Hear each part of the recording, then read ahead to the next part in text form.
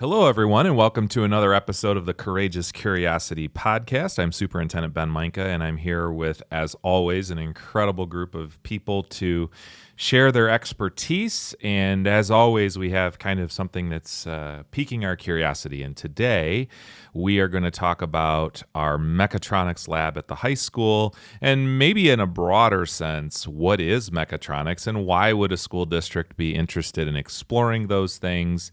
And I think we're going to learn a lot today. So I'm excited to be visited by two students, as well as one of our fabulous teachers in the program, and then one of our community members who's been very instrumental and has a tremendous background in this space. So awesome opportunity to talk a little bit today. And there's probably people that are thinking, we don't even know what mechatronics is.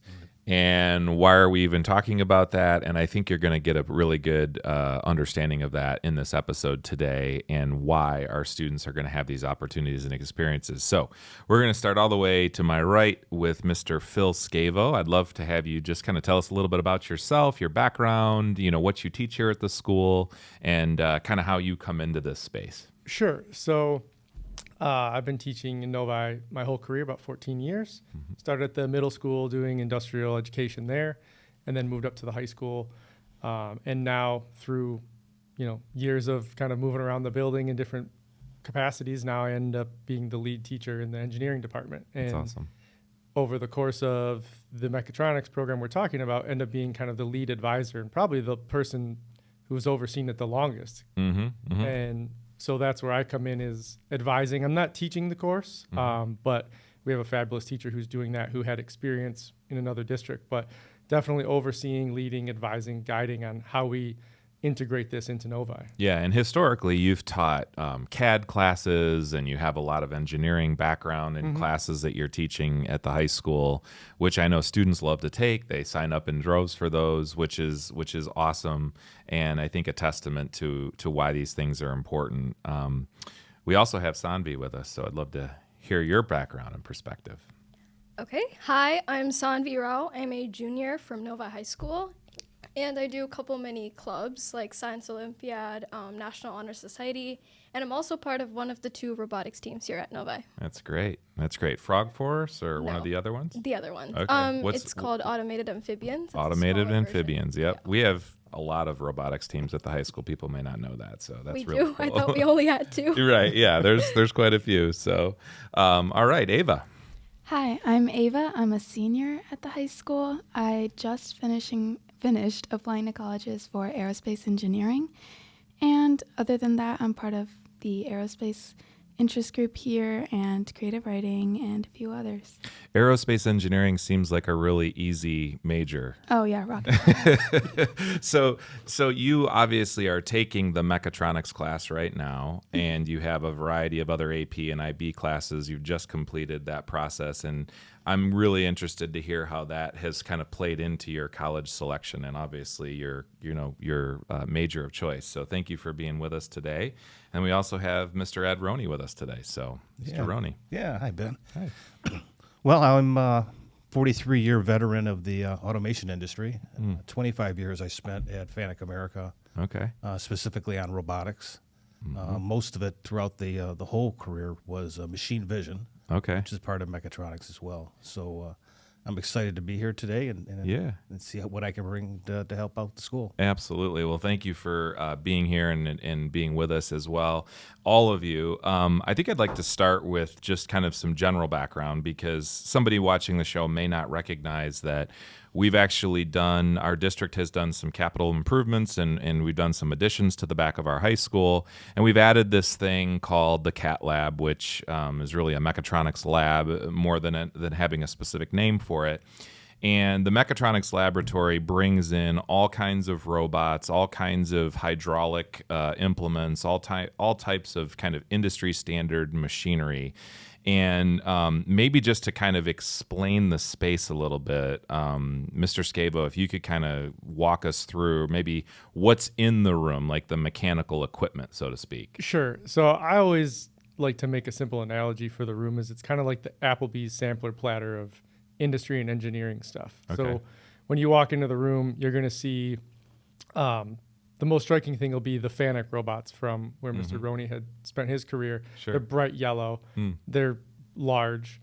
So people tend to think, oh, it's mostly robotic stuff. That's one section of it. There's 12 that the state says that you have to accomplish in order to qualify as a full-on state-funded mechatronics program, which is the goal for us. Sure. So it also incorporates things like PLC diagnostic controllers, like you were mentioning, hydraulics, pneumatics, different trainers for electrical. We have 3D CAD. We have different types of 3D printing. And then obviously the different kind of robots. There's the big yellow robots that are kind of like the smaller scaled down versions of the industry robots, but they also have these collaborative robots that you can actually grab and move with your hand, and kind of have a more modern age looking controller set to them. So we get the best of both worlds with that. And it's just kind of integrating all that. It's really the idea of integrating all of these things and how they work in industry, right? Each one of them on their own, you could have a whole course and study, and people do, right? Yeah. Things like pneumatics, hydraulics, these are skilled trades. Yeah. But integrating them, having the understanding to know, how does this function with robotics? How does this function with, whichever other aspect? How do we integrate them together? That's really where the mechatronics idea is helping students to understand, when I go into industry, I need a little bit of all this knowledge so that I can understand when I get whatever role I'm going to have, I know what everybody else's role is, and I understand how that functions. That's a really great example. I love the analogy of the Applebee's sampler platter, because really this is an engineering program, right? And so we have students that may want to go right into working in the industry, go right into working with some sort of certification, and we're going to be building towards that.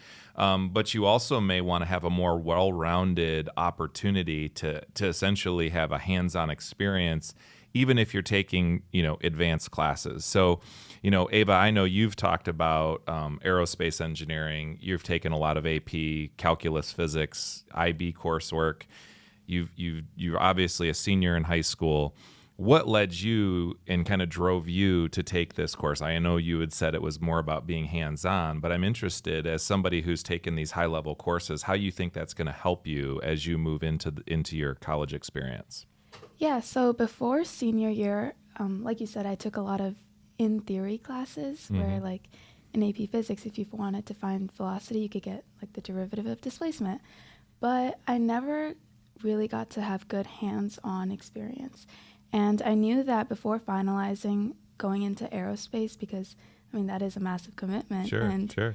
I wanted to know the hands-on engineering principles that I'd need to learn, which is why I took mechatronics and also applied engineering as my other class, just because I saw them building the lab last year, and I was like, wow, I'm going into engineering, but I have no idea what any of that is. Yeah, that's awesome. I love, kind of the anticipation and excitement that you talked about. And, Ed, I know you have seen the lab. I know you spent a lot of time at FANUC, but when somebody goes into that lab, is that equipment that kids might see out in the industry, or is it just, little dummy things for school? Well, no, I wouldn't call it dummy things. The robots themselves are the ones that we have in that lab. They're the number 2 selling robots for FANUC. Wow. Second most popular robot purchased. Okay. It's a real workhorse in a small package. Wow. And then a lot of the other things that are in there are training systems. So hydraulics and pneumatics certainly exist when you go into any kind of manufacturing environment. The training systems they have there give you an opportunity to see how that works. Now, when you go there, you're not going to see a training system. You're going to see all the plumbing that's needed for those. Sure. And the same thing with the 3D printers. That's becoming very popular in manufacturing. It's a slower way to manufacture something, but there's a place for it. Yeah. And then the CNCs that are there. So all these things are real. Yeah, that's kind of the amazing part, is that I don't think a lot of high schools, outside of a tech center necessarily have spaces where students can experience that, as you were talking about, hands-on experience while they're at school. And that's really what we want to, try and create here. So, Sanvi, one of the questions I'm curious about, both of you that are here as students are, and I'm just going to, speak to this, are female, right? And so when we look at girls in kind of some of these STEM careers, it's really encouraging to see you both here kind of having this conversation. So do you feel like you're, kind of blazing a trail, so to speak, with being, one of the young girls that's on the robotics team and you're in these courses? Because they historically, there's been a lot of documented research that it's been dominated by males in these more engineering-based thing, and we've done a lot to try and encourage young girls to go into these spaces. Do you feel like you're kind of seeing more and more girls that are choosing this path? I would definitely say that I am, because a lot of the FTC teams and the FRC teams have a lot of female involvement, and I really do like that. And we do have like this yearly competition called the Bloomfield Girls Competition, and that's where all the girls get to basically run the whole thing.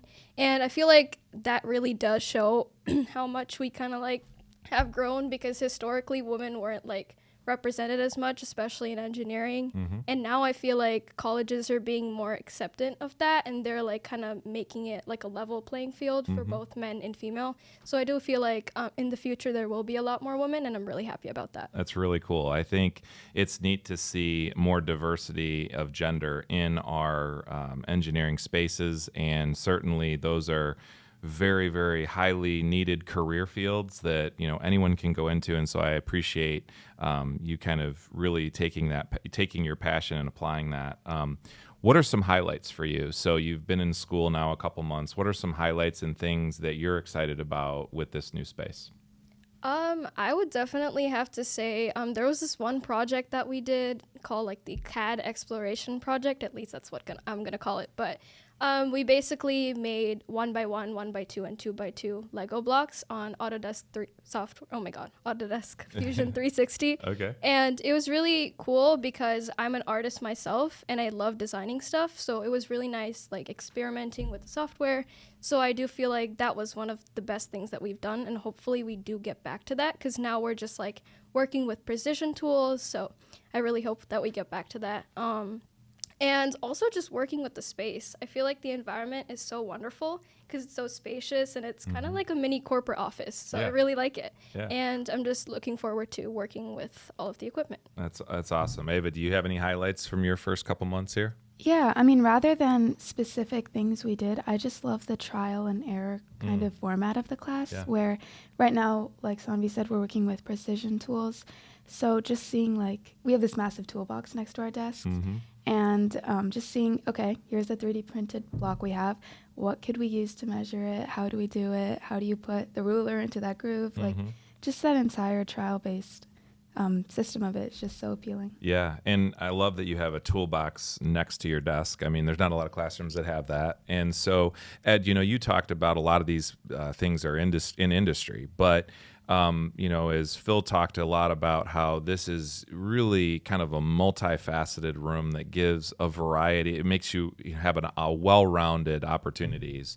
As you think about, students that are entering this space, obviously we could specialize on any one of these things for quite some time, but I'm really kind of curious as to, in the industry, are you seeing I'm assuming that there are different levels, right? So if I'm thinking about the medical field, we understand there's you could go into wanting to be an EMT, and that's your passion, you want to do that. You could maybe be a nurse, or maybe you want to be a doctor or a general practice physician, or maybe you want to be a neurosurgeon, but there's all these different kind of levels that one may choose to go into. Is that also kind of your experience in the industry, that regardless of what the students go into in this, engineering space, there's a lot of different places where you could kind of enter in and find really, quite frankly, high paying and lucrative jobs in that space? Yeah, that's absolutely true.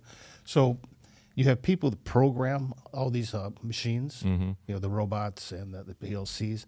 Then you have people that design them, and then you have people that engineer them. Okay. So the engineer often may not actually touch the machines themselves. Okay. They're maybe in some prototype state, but they're making the next version. You know, they're taking it beyond, taking the science a little bit further. Sure. Well, the ones that design it, they probably spend a lot of time in some kind of design platform, whether it be CAD or CAM or whichever, and they put together how the system's going to work. And then you got the people that actually make it happen. They pick up the teach pin in the robot's case and actually make that robot do what it needs to do. Yeah. And there's probably people at all different. It just is really a matter of what people are passionate about. Some people want to work more with their hands. Some people want to work in more theoretical environments, right? Yeah, yeah. And Sanvi said a really nice thing about creativity. Yeah. That's what I try to express to people.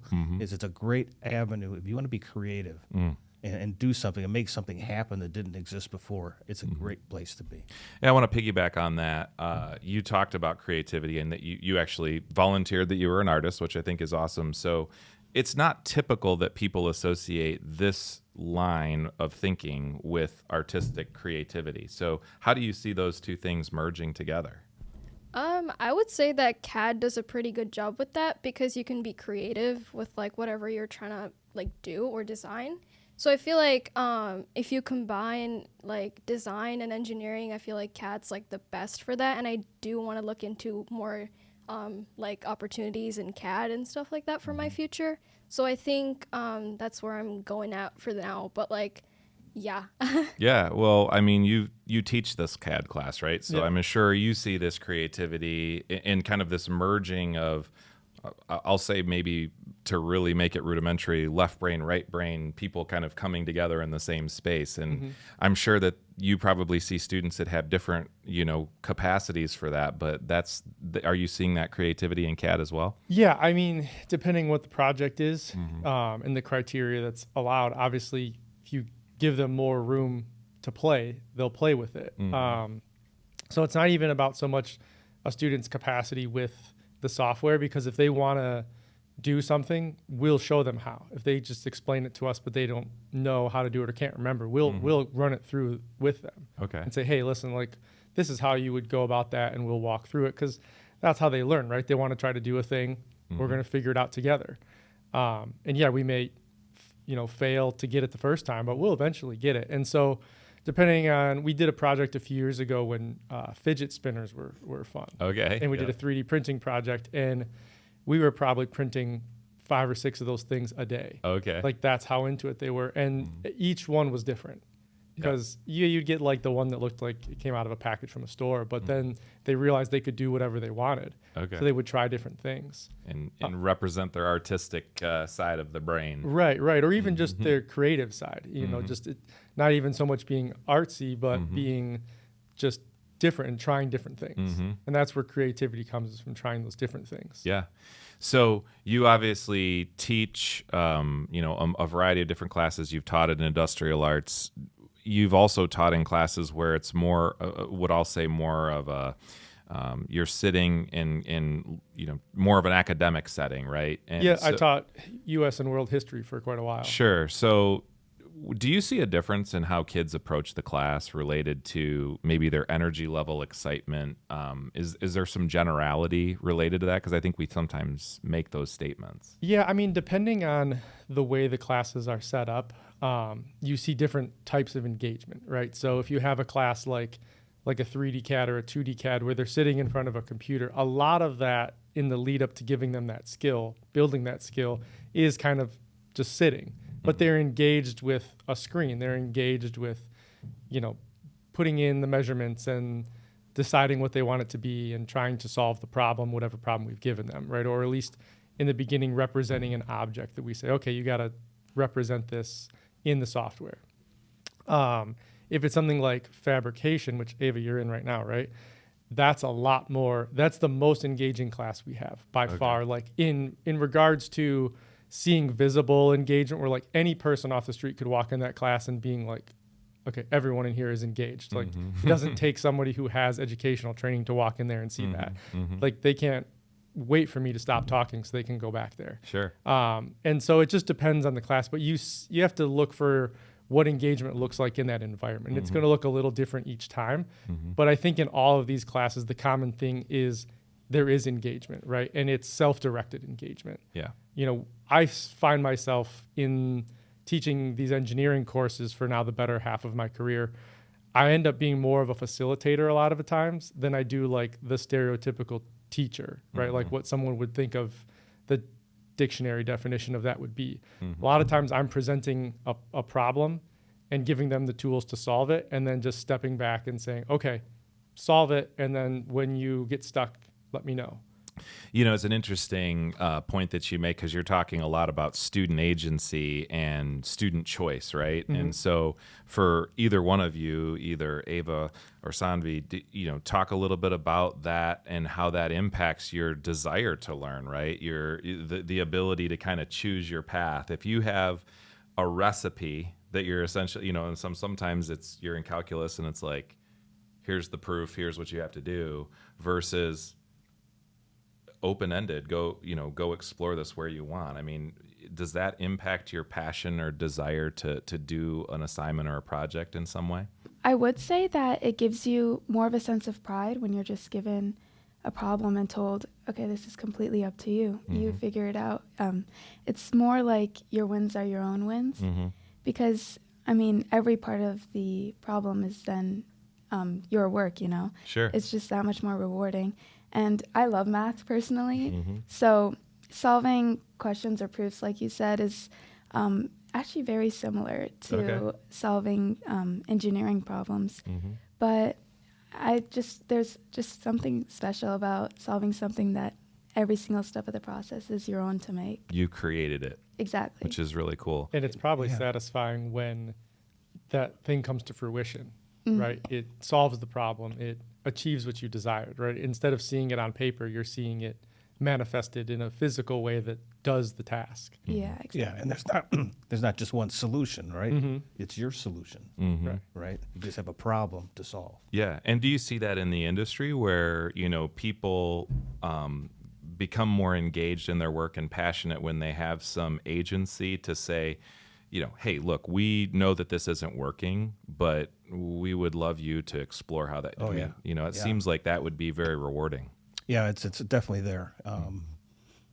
People take great pride in when the system does a beautiful job of what it's trying to accomplish, and it's theirs. They own it. Yeah, for And sure. I mean, they'll get in there and they'll tweak it until it's absolutely perfect the way they want it to go. Yeah, and then it's because they're a part of what that solution is. They take ownership of it, and you'll see people work really, really hard at things like that versus, you know, this is the exact way I want you to do this, that, or the other, right? Absolutely. I mean, early in my career, I wrote software, and I forgot what time of day it was. Yeah. And my wife had to drag me out. Tell you it's time to stop working a little bit. Yes. Okay, so kind of encapsulating our mechatronics program, which again, it is a program that's very broad, focused on engineering principles. We've talked a lot about the space itself. You know, Mr. Scavo, what would you kind of lead to what's next? I mean, I know that you're advising and helping to create this program. Our vision is that students that want to go out into the industry and start working will have an opportunity to get a FANUC certification. We know that there's a willingness for people that, you know, like both of these young people that want to go into the engineering field and whatever level will have an opportunity to do that. And then even for our highest end students to be able to get some of those hands-on principles. But what is year 2, which would be next year, really going to look like as this kind of evolves? So year 2, what we're playing with right now, because as year 1 is going, we'll obviously be reflecting on that quite a bit and seeing, okay, our vision for year 2 that we had going in, will that still be the same? But currently the idea would be that we'll hit more of those component sectors that the state lays out. But we should be able to finish that up with time to spare. And so the goal that Mr. Baylog and I have right now for the class is that the second semester would be a bit of like an independent study.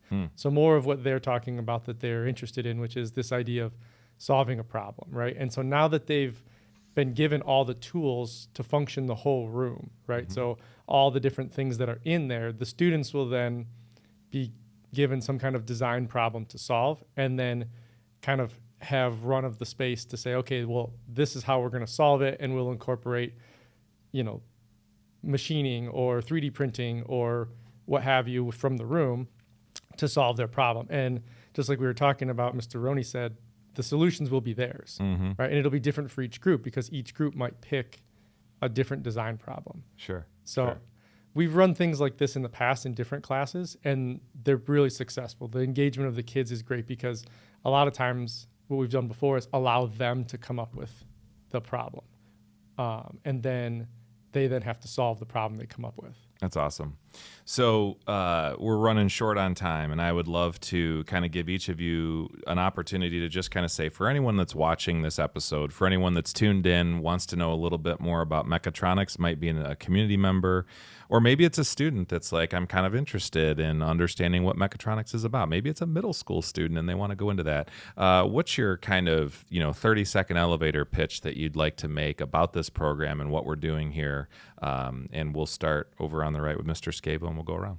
I would say if you're interested in not just engineering, but any kind of industrial work at all as a possible career path, the mechatronics course, being, like I said, that sampler platter, would be a great space to explore that because you're going to get a taste of everything. And I always say it's just as important to find out what you like as it is to find out what you don't like, because then those are paths you don't have to pursue, and you can spend more time pursuing the ones that you do find that you like. And with mechatronics being that kind of all-encompassing, you're going to get a little bit of this, a little bit of that, that's going to be the space where you'll most efficiently find that out. And then you can then pursue those things. And like you were talking about before, if you find that one of those is really a passion for you, then you can pursue getting a certification through the class. Okay. And with the landscape of the workforce changing, right, having those certifications can help students who might not be the college-bound student move on to a career in an industry, high-paying jobs where they don't have to go to college and they can start out college debt-free with a great job that has room for growth. That's awesome. Sanvi?